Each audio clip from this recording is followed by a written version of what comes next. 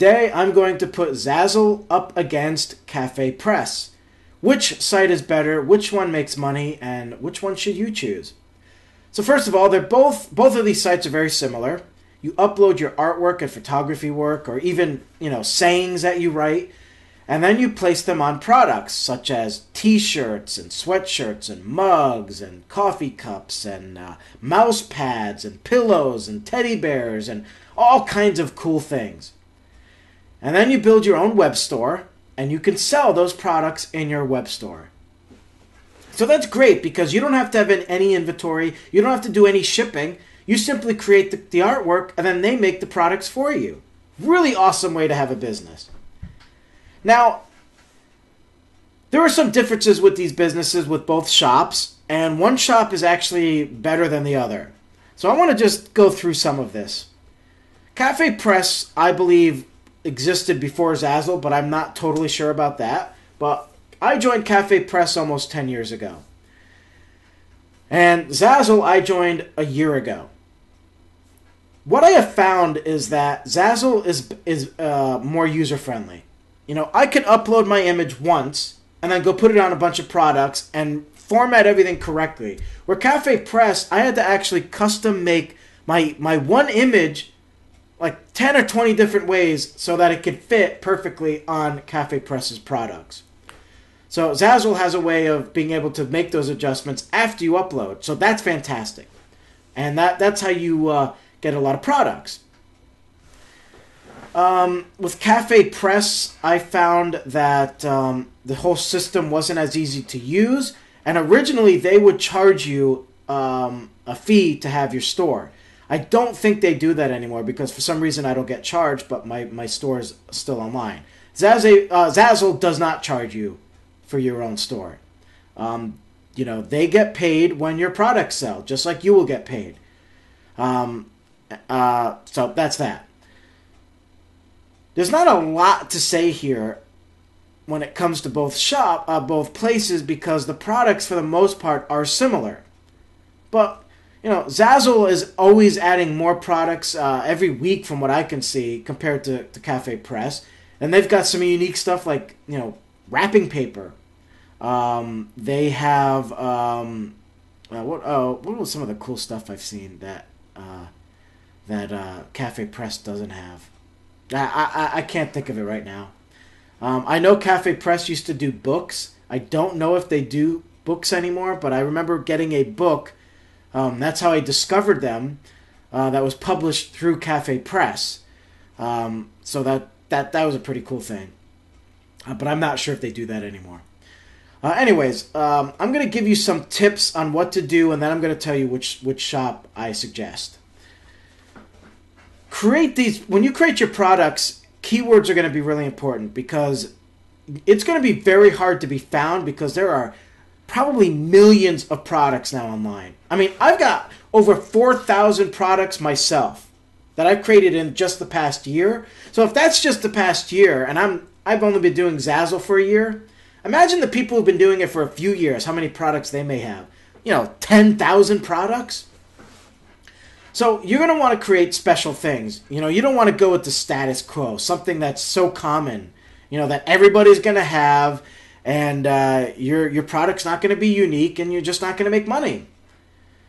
The other thing is quantity matters. I told you that I have 4,000 products. Well, that's kind of low.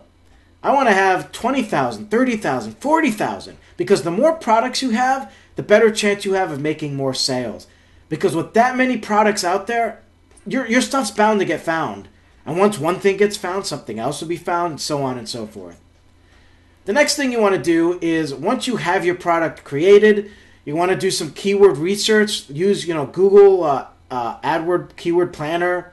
Do some search, some research in the search engine. See what, you want to find out what's the best keyword to use. Make sure that keyword is in your title, in your tags, and in your description. Now the descriptions, that's up for debate. Mine are all short. Some people like to write blog posts. I've already noticed this. First of all, as far as people reading them, they just don't read long descriptions. That happens in my Etsy shop, which is a problem because my Etsy shop, there are a lot of important deals throughout the entire post that are needed to be read, but people just won't read it. They'll read the first line and go, yeah, I want it, and buy it. And then they don't read the important information. In any case, that's up for debate whether your description should be long or not. I don't know. Once you do that, and you get your product online, you're going to want to promote it. Blog, make sure you have a blog and do a post every time you do a new product. Make videos. Make a video and showcase your products. If you can do some kind of screen capture program that'll capture your screen, go online to your website and take people on a tour. Show them what you have. Use Pinterest. Make sure you pin each of your products.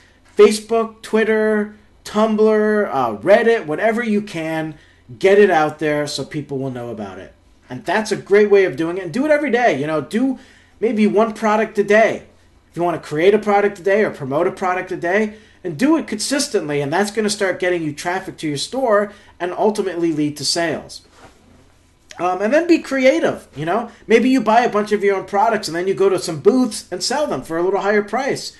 Or wear your products, and then when people see them, they might go, oh, I love that t-shirt, where'd you get it? And you say, I got it at this website, and at your website. So you can be creative in those aspects, and whatever you do. Now, who's better? I'm only going to give you my opinion. Someone may have a different opinion of mine, but my Cafe Press shop is almost 10 years old. My Zazzle's a year. I have made more money with Zazzle. I find it user-friendly. I put most of my focus now on that over Cafe Press. I've kind of just left Cafe Press alone. But I don't make money with Cafe Press. I never do. Never do. Yet Zazzle, I'll always get sales. I'll just suddenly make a random sale. I check my email and I'm like, hey, look at that. I got another sale. So Zazzle, and also I noticed that my stuff in Zazzle will show up in the search engines where Cafe Press, they don't. I don't know if Cafe Press is, old school and they haven't updated themselves to be better and they're just not showing up in the search engines. I don't know what their deal is, but Zazzle, I will show up. So that's my opinion. I like Zazzle over Cafe Press. Like I said, I make sales there. I think they're much more user-friendly.